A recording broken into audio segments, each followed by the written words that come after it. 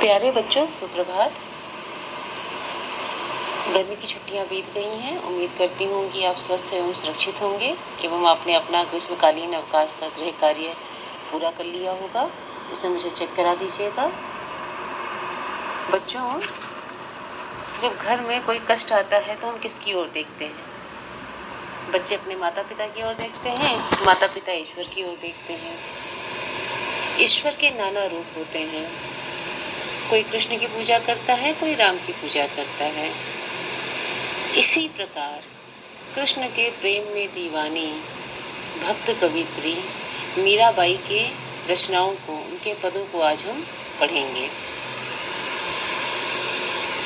मीराबाई का जन्म सन 1498 कुड़की गांव मारवाड़ रियासत में हुआ था, राजस्थान में। इनकी प्रमुख रचनाएं हैं पदावली और नरसे जीरे मायरो। इनकी मृत्यु हुई थी सन 1546 में। अगर बच्चों बात किया जाए तो ईश्वर के दो रूप होते हैं। हम कुछ सगुण होते हैं और निर्गुण रूप। सगुण जिनका कोई आकार विशेष होता है, निर्गुण जिनका कोई आकार नहीं होता। आकार विशेष में सगुण के भी दो भाग बांटे गए। एक राम भक्ति शाखा हुई, एक कृष्ण भक्ति शाखा हुई। सगुण अर्थात जिसके अंदर गुण है, जो सशरीर है, हमारे सामने उपस्थित है। तो राम की पूजा करने वाले कवि जो है राम भक्त कवि कहलाए और कृष्ण की पूजा करने वाले कृष्ण भक्त कवि कहलाए। राम भक्त कवियों में आप तुलसीदास को पढ़ते हैं और कृष्ण भक्त कवियों में सूरदास, मीराबाई, रसखान इनका अध्ययन करते हैं। तो आज हम मीराबाई के पदों को पढ़ रहे हैं। मीराबाई का जो है इनकी आयु, विवाह जो है बहुत ही कम आयु में, 12 वर्ष की आयु में चित्तौड़ के राणा सांगा के पुत्र कुंवर भोजराज के साथ हुआ था। शादी के 7-8 वर्ष भी नहीं बीते, इनके पति का देहांत हो गया। इनके मन में बचपन से ही कृष्ण भक्ति की भावना जन्म ले चुकी थी और कृष्ण को ये अपने पति के रूप में मानती थी, उनकी आराधना करती थी। इन्होंने देश में दूर दूर तक यात्राएं की, राजघराने की थी, लेकिन संतों के साथ रहती थी। इसीलिए कहा जाता है इन्होंने अपने कुल की मर्यादा का भंग किया। चित्तौड़ राजघराने में अनेक कष्ट उठाने के बाद ये वापस मेड़ता आ गई और इसके बाद ये अंतिम समय में वृंदावन पहुंची, कृष्ण की भूमि वृंदावन में, जहाँ भगवान का जन्म हुआ था। जीवन के अंतिम दिनों में फिर द्वारिका चली गई और एक विनती कही जाती है कि वहाँ पर रणछोड़दास जी का मंदिर है, वहीं पर जीवन भर ईश्वर की आराधना करते हुए वे उनकी मूर्ति में समाहित हो गई, ऐसा कहा जाता है। और इनका देहावसान 1546 में हुआ। इनकी प्रमुख रचनाएं, इन्होंने पद जो भी गाए मीराबाई की पदावली के नाम से संकलित हैं और दूसरी रचना इनकी नरसी जीरे माहरे हुए। ये सगुण धारा में कृष्ण भक्ति शाखा। बच्चों, आप कॉपी पेन लेकर बैठा करें, जो बोलूं ध्यान से उसे नोट करते रहिए। कॉपी बनाइए, क्लास वर्क, होमवर्क अच्छे से करिए और उसे चेक कराते रहिएगा। ध्यान दीजिएगा, भक्ति की दो शाखाएं होती हैं, निर्गुण भक्ति शाखा, सगुण भक्ति शाखा। निर्गुण जो निराकार ईश्वर की उपासना करते हैं, जैसे हमने कबीर जी को पढ़ा था, कबीरदास को, क्योंकि वो ऐसे ईश्वर की बात करते हैं जिसका कोई रूप रेखा आकार नहीं होता। सगुण धारा के अंतर्गत जो कवि आते हैं वो उस ईश्वर की उपासना करते हैं जिसका एक निश्चित रूप होता है, आकार होता है। सगुण भक्ति धारा को भी दो भागों में बांटा गया, राम भक्ति शाखा, कृष्ण भक्ति शाखा। राम भक्ति शाखा के प्रमुख कवि हमारे तुलसीदास जी हैं, जिनकी रामचरितमानस को हम लोग पढ़ते हैं। और कृष्ण भक्ति शाखा के अंतर्गत सूरदास जी आते हैं, मीराबाई आई, रसखान इत्यादि आते हैं। मीराबाई कहा जाता है कि कवि रैदास इनके गुरु थे। इन्होंने लोक लाज और कुल की मर्यादा के नाम पर इस समाज ने जितने भी बंधन उनके ऊपर लगाए, उसको इन्होंने कभी भी स्वीकार नहीं किया और उसका विरोध किया। इन्होंने पर्दा प्रथा का पालन नहीं किया। बच्चों, ये राजघराने की थी, लेकिन इन्होंने ऐसी कोई भी प्रथा नहीं मानी। ये मंदिर में सार्वजनिक रूप से बैठ जाती थी, ईश्वर का ध्यान करती थी और नाचती थी। इन्होंने कभी भी ईश्वर की आराधना करने में कभी कोई हिचक महसूस नहीं करी। ये संतों की जो संगति मिलती थी इनको, उसी को ये ज्ञान का माध्यम मानती थी। कभी भी कोई भी इनकी कितनी भी निंदा कर दे, ये विचलित नहीं होती थी और उस समाज में उस समय के समाज में ये स्त्री मुक्ति की जो धारणा होती है उसकी प्रमुख आवाज बन के उभरी। भाषा शैली की बात की जाए तो इन्होंने कृष्ण को अपने पति के रूप में माना है और उनकी विरह में ये तड़पती रहती हैं, और जो इन्होंने बोला ये मीरा के पद कहलाए, जिसमें से प्रथम पद आज हम पढ़ेंगे। बच्चों, पुस्तक है अगर तो आप पुस्तक अपनी खोल लीजिए। अब आपके पास पुस्तकें मिल गई होंगी, नहीं तो मैंने पीडीएफ के रूप में इसकी पीडीएफ भी आपकी डाल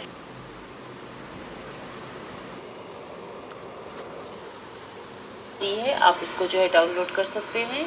दीक्षा ऐप का आप उपयोग कर सकते हैं, उसमें आपकी किताबें बहुत अच्छे से मिल जाएंगी आपको सारी चीज़ें। तो बच्चों, अपनी अपनी पुस्तक खोल लें। हम पहला पद पढ़ने जा रहे हैं। मेरे तो गिरधर गोपाल दूसरो ना कोय, जाके सिर मोर मुकुट मेरो पति सोए। छाड़ी दई कुल की कहानी कहा करीबो कोई, संतन ढिंग बैठी बैठी लोक लाज खोई। असुवन जल सींची सींची प्रेम बेल बोई, अब तबैल फैल गई आनंद फल हुई। दूध की मथनिया बड़े प्रेम से बिलोई, दधी मथी घृत काढ़ लियो डारी दई छोई। भगत देख राजी भई जगत देख रोई, दास मीरा लाल गिरधर तारो अब मोही। बच्चों, इस पद के कठिन शब्दों के अर्थ आप देख लीजिए पहले। गिरिधर, जो गिरि अर्थात पर्वत को धारण करते हैं, कौन? कृष्ण भगवान। गोपाल, जो गाय होती हैं उनको पालने वाले कृष्ण, ये सब कृष्ण के पर्यायवाची हैं। मोर मुकुट, जो मोर के पंखों का बना मुकुट होता है। सोई, वही जाके जिसके, छाड़ी दई छोड़ दिया, कुल की कानी, कुल परिवार, कानी माने मर्यादा अर्थात परिवार की मर्यादा। करी है, क्या करेगा, करेगा इसका अर्थ होता है। कहा माने क्या। ढिंग पास, लोकलाज समाज की मर्यादा। असुवन आंसू, सींची अर्थात सींच कर, मथनिया मथानी, विलाई मथते हैं, जैसे हम दही मथते हैं ना मथानी से, उसको कहते हैं। दही, दधी माने दही, घृत घी, काढ़ लियो निकाल लेना, डारी दई डाल देना। जगत अर्थात संसार। तारो, तारना हम कहते हैं ना, ये प्रभु हमको तार लीजिए, उद्धार करना। छोई, छाछ, छाछ का मतलब यहाँ पे जो सारहीन अंश है। मोही, मुझे। आप इसको लिखते जाइए पेंसिल से, अर्थ अच्छे से लिखेंगे। कॉपी में भी शब्दार्थ लिखना है पद में। प्रस्तुत पद पाठ्य पुस्तक आरोह भाग में आपके संकलित मीराबाई के पदों से लिया गया है। इस पद में भगवान श्री कृष्ण को पति के रूप में मीरा जी ने माना है और अपने उद्धार की उनसे प्रार्थना करती हैं। इसकी व्याख्या आप देख लीजिए। मेरे तो गिरधर गोपाल दूसरो ना कोई, जाके सिर मोर मुकुट मेरो पति सोई। मीराबाई कहती हैं कि मेरे तो गिरधर गोपाल अर्थात कृष्ण ही सब कुछ है, दूसरा कोई मेरा है ही नहीं, मैं किसी और से कोई संबंध नहीं रखती। जाके सिर मोर मुकुट मेरो पति सोई, जिनके सिर पे मोर का मुकुट है वही मेरे पति हैं। जाके सिर मोर मुकुट मेरो पति सोई अर्थात जिनके सिर पे मोर का मुकुट है वही मेरे पति हैं। छाड़ी दई कुल की कहानी कहा करिबे कोई, जिनके लिए मैंने अपने परिवार की मर्यादा भी, परिवार की मर्यादा, बहू थी, राजघराने की बहू थी, घर में रहना चाहिए था, लेकिन ईश्वर की प्राप्ति के लिए जो मंदिरों में संतों के साथ बैठा करती थी, नाचा गाया करती थी, प्रेम में मग्न होकर गीत गाती थी, तो इन्होंने एक तरह से अपने परिवार की मर्यादा को भी छोड़ दिया। कहा करी है कोई, अब मेरा कोई क्या कर सकता है, अर्थात मुझे किसी की भी अब कोई परवाह नहीं है। संतन ढिंग बैठी बैठी लोक लाज खोई, मैंने संतों के पास बैठ बैठ कर सारे लोक लाज को खो दिया है, और उनके पास बैठकर मैं क्या करती हूँ, ईश्वर के प्रेम का ज्ञान प्राप्त करती हूँ। इस तरह से अब मेरे पास कोई, मुझे लोक लाज से, इस संसार की मर्यादा से मुझे कोई मतलब नहीं है। असुवन जल सींची सींची प्रेम बोल बेल बोई, असुवन जल, आंसू रूपी जल, यहाँ पे रूपक अलंकार होगा, क्योंकि आंसू रूपी जल से सींच कर, जैसे कि आप पौधे में जितना पानी देते हैं वो उतना ही पल्लवित होता है, पुष्पित होता है, इसी तरह मीराबाई ने अपने आंसू रूपी जल से इस प्रेम के जो उनकी बेल है, वृक्ष है, इसको सींचा है।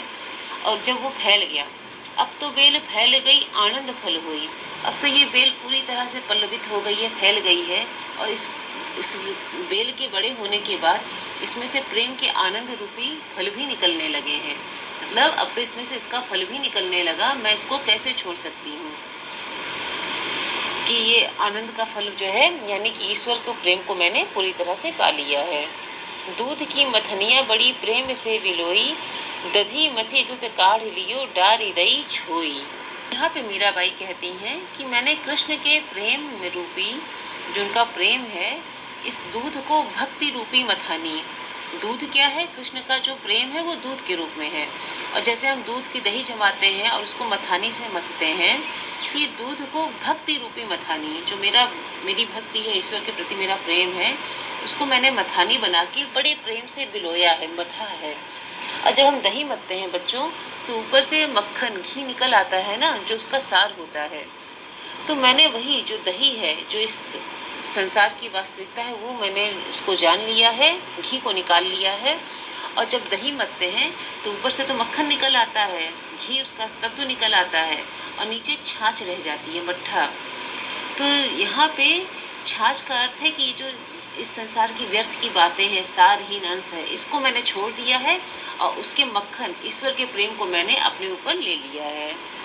आगे वो कहती हैं, भगत देखी राजी हुई, जगत देखी रोई, दासी मीरा लाल गिरधर तारो अब मोई। मीराबाई कहती हैं कि मैं प्रभु के भक्त को देखकर बहुत प्रसन्न होती हूँ, और संसार के लोगों को जब मैं देखती हूँ कि ये मोह माया में लिप्त हैं, कुछ न कुछ इकट्ठा कर रहे हैं, तो इसको देख के मैं रोने लगती हूँ। और इस प्रकार वो कहती हैं कि दासी मीरा लाल गिरधर तारो अब मोई। हे प्रभु, हे गिरधर, हे गोपाल, मैं आपकी दासी हूँ, अब आप ही मेरा उद्धार करिए, तारिए, अब आप ही मुझे इस संसार के भवसागर से पार लगाइए। यहाँ पे इसके विशेष बातें क्या क्या हैं कि यहाँ पे मीराबाई कृष्ण के प्रेम के लिए उन्होंने अपने परिवार और समाज की भी परवाह नहीं करी। उनकी कृष्ण के प्रति अनन्यता, एक निष्ठ भाव से प्रेम व्यक्त हुआ है। अनुप्रास अलंकार है। यहाँ पे बच्चों सींची सींची, बैठी बैठी, जब दो शब्द एक ही बार, मतलब एक से अधिक बार आ रहे हैं और उनके अर्थ भी एक ही हैं, तो यहाँ पे क्या होगा? पुनरुक्ति प्रकाश अलंकार। अब ये आपका काम है कि आप यमक अलंकार और पुनरुक्ति प्रकाश अलंकार में क्या अंतर होता है ये लिखकर दिखाएंगे। माधुर्य गुण है, क्यों? क्योंकि ये कृष्ण को अपने पति के रूप में देखती हैं, पूरे पद को कह रही हैं, माधुर्य गुण है यहाँ पर। भाषा कैसी है? इनकी भाषा है राजस्थानी मिश्रित ब्रज भाषा का सुंदर रूप है। मोर मुकुट, मोर रूपी मुकुट, प्रेम रूपी बेल, आनंद फल, इन सब में क्या है बच्चों? रूपक अलंकार है। और पूरा पद आपका जो है संगीतात्मकता से युक्त है, गेयता से युक्त है। इसके प्रश्नों को एक बार सुन लीजिए। कॉपी में पद को लिखेंगे, कठिन शब्दार्थ लिखेंगे, मीराबाई की जीवनी को बहुत ही सारांश में, संक्षेप में लिखेंगे, और उसके प्रश्न जो आपको, जो रोज प्रत्येक दिन आपको, एक दिन आपकी क्लास होगी, एक दिन क्लास नहीं होगी, तो जिस दिन आपको समय, अगले दिन आपकी कक्षा हिंदी की नहीं है, तो आप सारा काम रोज करते जाएंगे। नहीं तो एक बार की काम करना शुरू करेंगे तो वो भार स्वरूप हो जाएगा। काम करते जाइए और मुझे चेक कराइए, मैं चेक करूँगी। बच्चों कुछ दिन में आपकी गूगल क्लासरूम में मैं आपको कोड दे दूँगी, तो आप गूगल क्लासरूम में ऐड हो जाइए। वहाँ पे अगर आप ऐड हो जाते हैं तो कॉपी करेक्शन करने में उसमें सही रहता है, उसमें जो है सहूलियत रहती है। इसके प्रश्न आप नोट कर लीजिए। मीरा किसको अपना सर्वस्व मानती हैं और क्यों? दूसरा प्रश्न है, मीरा कृष्ण के प्रेम के विषय में यहाँ क्या क्या बताती हैं? तीसरा, मीरा के रोने और खुश होने का क्या कारण है? चौथा और आखिरी प्रश्न है, कृष्ण को अपनाने के लिए मीरा ने क्या क्या खोया? बच्चों ध्यान से एक बार पद को घर में फिर से